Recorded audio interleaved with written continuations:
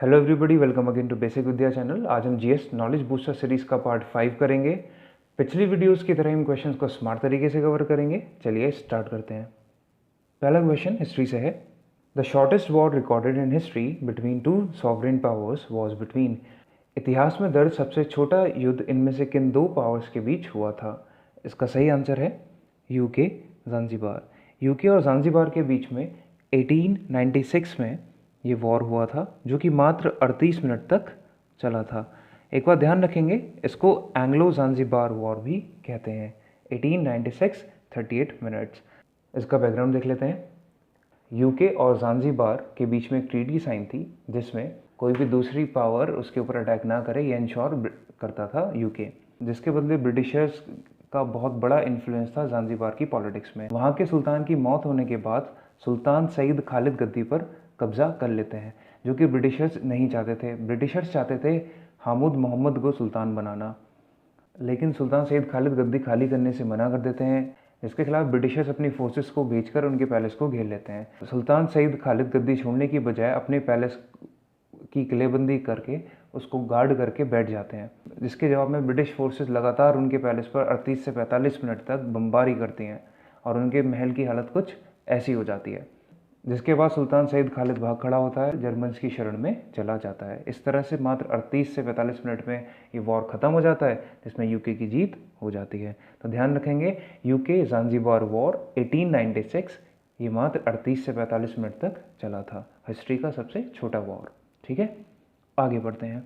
अगला क्वेश्चन है, which round table conference was attended by Gandhi ji. इनमें से कौन सी round table conference Gandhi ji ने अटेंड की थी? आपको पता होगा 3 राउंड टेबल कॉन्फ्रेंसेस हुई थी साल 1930 से 1932 तक लंदन में। फर्स्ट राउंड टेबल कॉन्फ्रेंस हुई थी 1930 में, सेकंड हुई थी 1931 में और थर्ड हुई थी 1932 में। 1930 से 1932 के बीच में 3 राउंड टेबल कॉन्फ्रेंसेस होती हैं, जिसमें से फर्स्ट राउंड टेबल कॉन्फ्रेंस और थर्ड राउंड टेबल कॉन्फ्रेंस को कांग्रेस बॉयकॉट करती है, और सिर्फ सेकंड राउंड टेबल कॉन्फ्रेंस है जिसको कांग्रेस अटेंड करती है, और Gandhi ji as a representative of Congress उसको अटेंड करते हैं। ध्यान रखेंगे, क्वेश्चन ऐसे भी पूछा जाता है कि इनमें से कौन सी राउंड टेबल कॉन्फ्रेंस कांग्रेस ने अटेंड की थी। तो कांग्रेस ने सिर्फ second round table conference attend की थी, जिसमें कांग्रेस का प्रतिनिधित्व गांधी जी कर रहे थे, यानी कि गांधी जी इसके रिप्रेजेंटेटिव के तौर पर गए थे। अब ये जान लेते हैं कि फर्स्ट और third round table conference Congress ने क्यों अटेंड नहीं की थी या क्यों उसका बॉयकॉट किया था। जैसा आप सबको पता होगा, 1930 में सविनय अवज्ञा आंदोलन यानी कि सिविल डिसोबीडियंस मूवमेंट लॉन्च हो गया था। ज़्यादातर कांग्रेस के लीडर्स जेल में बंद थे, तो ऐसे में वो ब्रिटिशर्स के साथ टेबल पर बैठ के बात तो करने की स्थिति में नहीं थे। इसीलिए 1930 में फर्स्ट राउंड टेबल कॉन्फ्रेंस को कांग्रेस का कोई भी लीडर अटेंड नहीं करता है। फर्स्ट राउंड टेबल कॉन्फ्रेंस के बाद ब्रिटिशर्स को समझ में आ जाता है कि इंडिया का कोई भी पॉलिटिकल रिफॉर्म या कोई भी बड़ा पॉलिटिकल डिस्कशन बिना इंडियन नेशनल कांग्रेस के नहीं हो सकता। इसीलिए उसी वक्त 1930 में गांधी इरविन पैक्ट भी होता है, जिससे ब्रिटिशर्स सारे नॉन वायलेंट पॉलिटिकल प्रिजनर्स को छोड़ने पर राजी हो जाते हैं। उसके बाद फिर कांग्रेस राजी हो जाती है और वो सेकेंड राउंड टेबल कॉन्फ्रेंस को अटेंड करती है। लेकिन सेकेंड राउंड टेबल कॉन्फ्रेंस के बाद इंग्लैंड के PM MacDonald communal awards announce कर देते हैं, जिसके खिलाफ गांधी जी और कांग्रेस खड़ी हो जाती है और वो इसको पूरी तरह से अपोज करती है, और इसके बाद वापस इंडिया आकर फिर से स्टार्ट कर देते हैं सिविल डिसोबीडियंस मूवमेंट। तो इस तरह से फर्स्ट राउंड टेबल कॉन्फ्रेंस और थर्ड राउंड टेबल कॉन्फ्रेंस को बॉयकॉट कर देती है इंडियन नेशनल कांग्रेस, सिर्फ सेकेंड राउंड टेबल को अटेंड करती है। ठीक है, चलिए, उम्मीद करता हूँ आपको ये क्लियर हो गया होगा कि क्यों सिर्फ सेकेंड राउंड टेबल कॉन्फ्रेंस ही अटेंड की थी। आगे बढ़ते हैं। अगला क्वेश्चन है, Kesari and Maratha newspapers were published by whom. Kesari और मराठा अखबार इनमें से किसके द्वारा प्रकाशित किए गए थे या किसके अखबार थे? इसका सही आंसर है बाल गंगाधर तिलक। केसरी और मराठा दोनों ही न्यूज़पेपर्स बाल गंगाधर तिलक ने पब्लिश किए थे। इसमें एक ध्यान रखने वाली बात यह है, मराठा इंग्लिश में था और केसरी मराठी भाषा में था। ध्यान रखेंगे, केसरी मराठी भाषा में था और मराठा इंग्लिश भाषा में। ध्यान रखेंगे। एनी बेसेंट ने भी 2 फेमस न्यूज़पेपर्स स्टार्ट किए थे, जिनका नाम न्यू इंडिया और यंग इंडिया था। मदन मोहन मालवीय जी की बात करें तो इन्होंने ही बीएचयू की स्थापना की थी। बीएचयू के संस्थापक थे ये। मदन मोहन मालवीय जी ने बीएचयू की स्थापना 1916 में की थी। ध्यान रखेंगे। चलिए आगे बढ़ते हैं। Tax on plunder during war in सल्तनत पीरियड वॉज नोन एज। लड़ाई में जीता हुआ जितना भी सामान था उस पर लगने वाले टैक्स को सल्तनत पीरियड में क्या कहते थे? इसका सही आंसर है खम्स। उसको कहा जाता था खम्स, और ये 1/5 लगा करता था। युद्ध के जीते हुए सामान पर 1/5 टैक्स लगता था, जिसको खम्स कहते थे, ध्यान रखेंगे। बाकी के टैक्सेस भी सारे इंपॉर्टेंट हैं, खरज, ज़कात और जजिया। खरज क्या होता था? खरज होता था ज़मीन की जितनी भी पैदावार होती थी उसका 10% टैक्स देना होता था, उसको खर्च कहते थे। ज़कात क्या होता था? ज़कात 2.5% टैक्स लगता था प्रॉपर्टी पर, ये सिर्फ मुस्लिम्स को देना पड़ता था, और ये मुस्लिम्स के वेलफेयर में ही इस्तेमाल होता था। जजिया क्या होता था? जजिया नॉन मुस्लिम्स पर लगाया जाता था, जजिया कर नॉन मुस्लिम्स पर लगाया जाता था। ठीक है, चलिए आगे बढ़ते हैं। अगला क्वेश्चन है, which of the following is not true about Balban? इनमें से क्या बलबन के बारे में सही नहीं है? बलबन आपको पता होगा गुलाम वंश का एक रूलर था। दीवान अर्ज की शुरुआत भी इसी ने की थी। ही टुक द टाइटल ऑफ ज़िले इलाही, बिल्कुल सही है, इसने ज़िले इलाही का टाइटल लिया था। ज़िले इलाही का मतलब होता है शैडो ऑफ गॉड। अबॉलिश चहलगानी, ये भी बिल्कुल सही है, तीनों ऑप्शन बिल्कुल सही हैं। इसने दीवान खैरात की शुरुआत नहीं की थी। दीवान खैरात डिपार्टमेंट की शुरुआत की थी फिरोज शाह तुगलक ने, और ये गरीब मुस्लिम लड़कियों की शादी के लिए बनाया गया था। दीवान अर्ज का मतलब था मिलिट्री डिपार्टमेंट। ज़िले इलाही जैसे बताया शैडो ऑफ गॉड, और चहलगानी एक ग्रुप होता था 40 नोबल्स का, जिसकी शुरुआत इल्तुतमिश ने की थी। क्वेश्चन ये भी पूछा जाता है कि चहलगानी की शुरुआत किसने की थी? चहलगानी की शुरुआत की थी इल्तुतमिश ने। ख़त्म किसने किया था? ख़त्म किया था बलबन ने, जबकि बलबन खुद पहले चहलगानी का एक पार्ट हुआ करता था, ध्यान रखेंगे। ठीक है, हाँ, एक और इम्पॉर्टेंट चीज़ ध्यान रखेंगे, बलबन ने ही फॉलो की थी ब्रेड एंड आयरन पॉलिसी, तो ये भी एग्जाम्स में बार बार पूछा जाता है। चलिए आगे बढ़ते हैं। अगर आपको ये सेशन पसंद आ रहा है तो उसको शेयर ज़रूर करें और लाइक करें, जिससे हमें और ज़्यादा मेहनत करके आपके लिए अच्छा कंटेंट लाने का मोटिवेशन मिलता है। चलिए आगे बढ़ते हैं। अगला क्वेश्चन अब ज्योग्राफी से है, which of the following city is called Detroit of India? इनमें से किस शहर को भारत का डेट्रॉइट कहा जाता है? डेट्रॉइट एक अमेरिका की सिटी है जो ऑटोमोबाइल्स के लिए फेमस है, और इंडिया में ऑटोमोबाइल्स के लिए फेमस कौन सी सिटी है? चेन्नई। चेन्नई फेमस है, तो चेन्नई को कहा जाता है डेट्रॉइट ऑफ इंडिया। इसका सही आंसर है चेन्नई। अहमदाबाद को मैनचेस्टर या फिर बॉस्टन ऑफ इंडिया भी कहा जाता है। अहमदाबाद किस लिए फेमस है? अपनी टेक्सटाइल इंडस्ट्रीज़ के लिए फेमस है। जमशेदपुर को कहा जाता है पिट्सबर्ग ऑफ इंडिया। पिट्सबर्ग भी अमेरिका की एक सिटी है, ये फेमस है आयरन और स्टील के लिए, तो आप जानते हैं जमशेदपुर भी आयरन और स्टील के लिए फेमस है। कुर्ग, कुर्ग को कहा जाता है स्कॉटलैंड ऑफ इंडिया। कुर्ग को स्कॉटलैंड ऑफ इंडिया उसके ब्यूटीफुल सीनरी के लिए कहा जाता है। ठीक है, चलिए आगे बढ़ते हैं। अगला क्वेश्चन है, which among the following iron ore has the maximum iron content? इसका सही आंसर है मैग्नेटाइट। मैग्नेटाइट के पास सबसे ज़्यादा आयरन कंटेंट होता है, ध्यान रखेंगे। ये चारों ही आयरन के ओर हैं, ध्यान रखेंगे, ये चारों ही आयरन के ओर हैं। मैग्नेटाइट इस्तेमाल होता है इलेक्ट्रिकल इंडस्ट्रीज़ में, और हेमेटाइट एक इंडस्ट्रियल ओर है, ध्यान रखेंगे।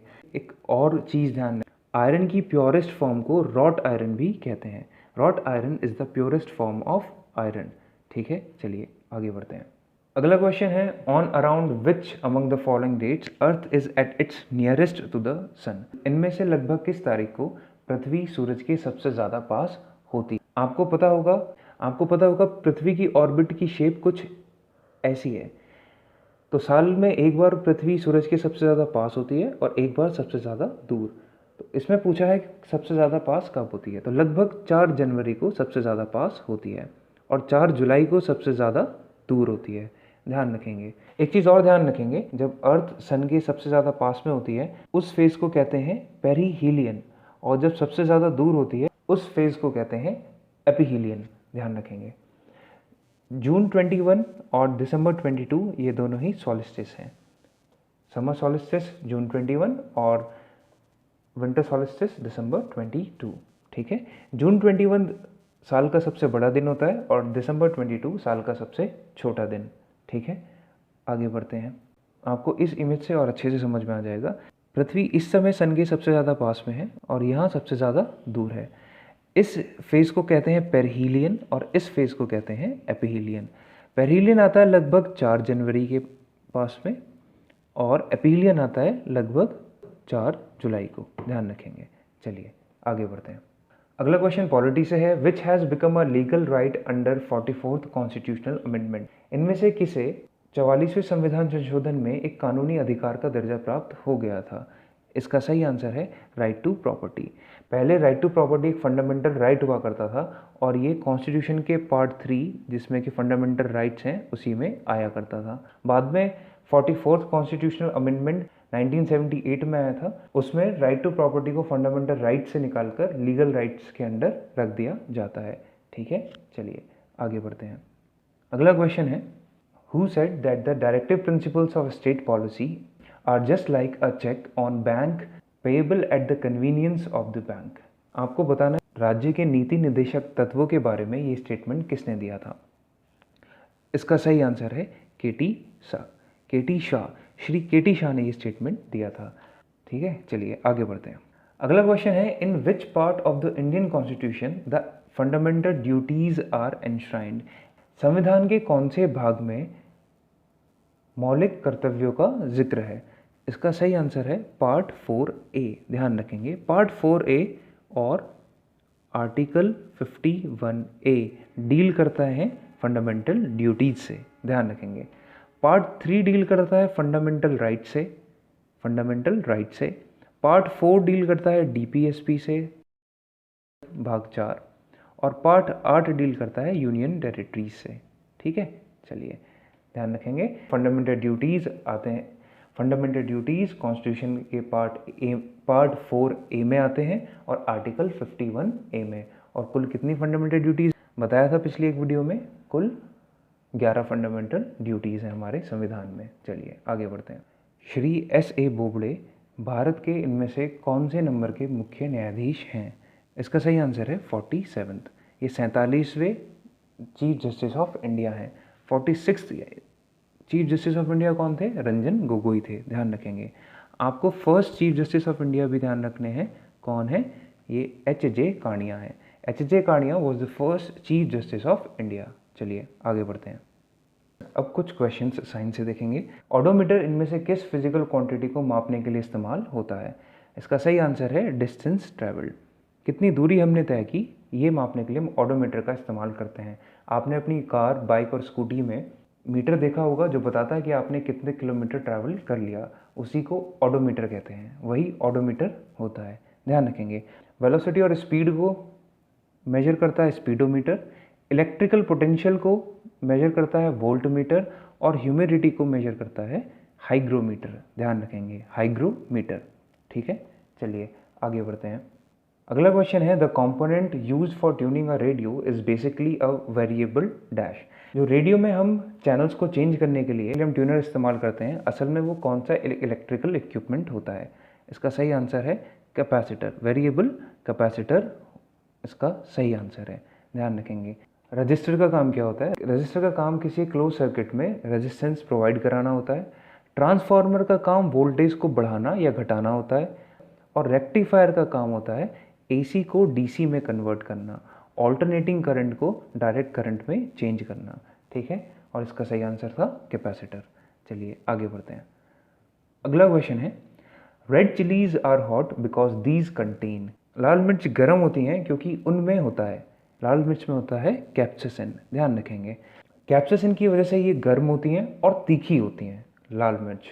ठीक है, करक्यूमिन मिलता है टर्मरिक यानी कि हल्दी में, पाइपरिन मिलता है ब्लैक पेपर यानी कि काली मिर्च में, उसी की वजह से उसको तीखापन मिलता है, और लाइकोपीन मिलता है टमाटर में। ध्यान रखेंगे, चलिए आगे बढ़ते हैं।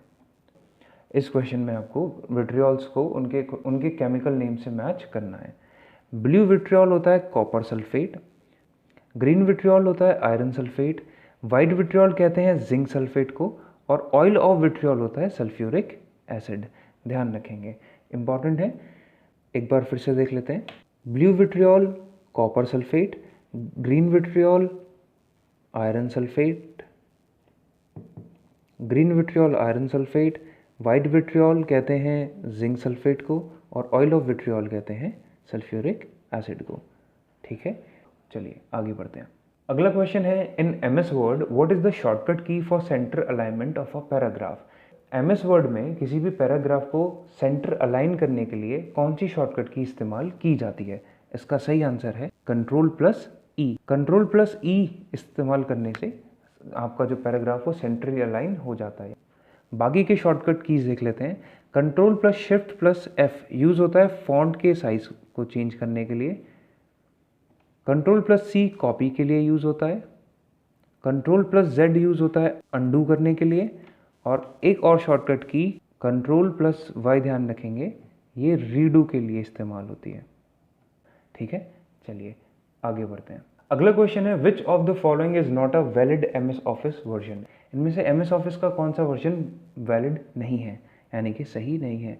MS ऑफिस 2000 भी सही है, 2007 भी सही है, 97 भी सही है, ये गलत है। MS ऑफिस 2009 जैसा कोई वर्जन नहीं है।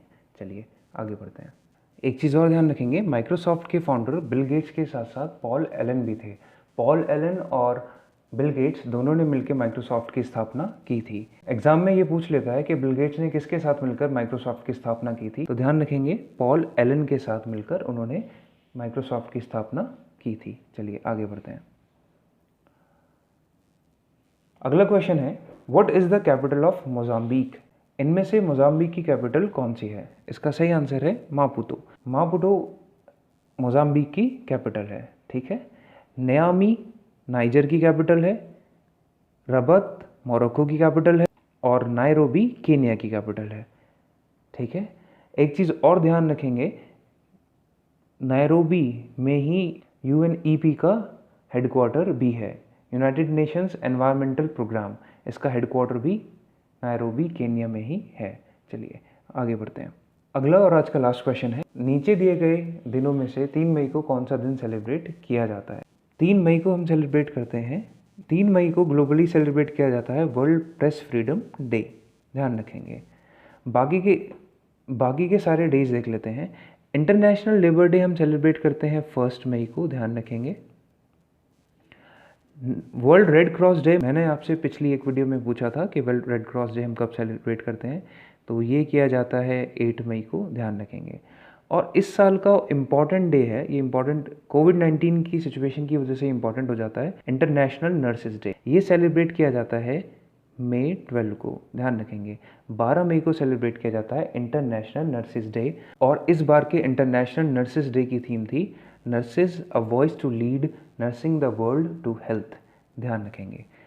इंटरनेशनल लेबर डे 1 मई, वर्ल्ड प्रेस फ्रीडम डे 3 मई, वर्ल्ड रेड क्रॉस डे 8 मई और इंटरनेशनल नर्सेज डे 12 मई, ध्यान रखेंगे। एक चीज़ और इसी क्वेश्चन में ध्यान दिला देता हूँ, रेड क्रॉस के फाउंडर हेनरी डुनांट थे, ध्यान रखेंगे, हेनरी डुनांट। और इसके लिए इनको 1901 में पीस प्राइज़ भी मिला था। आज का सेशन यहीं ख़त्म करेंगे। अगर आपको ये सेशन पसंद आया है तो उसको शेयर ज़रूर करें, लाइक करें, जिससे हमें और ज़्यादा मेहनत करके आपके लिए अच्छा कंटेंट लाने का मोटिवेशन मिलता है। मिलते हैं अगली वीडियो में, धन्यवाद।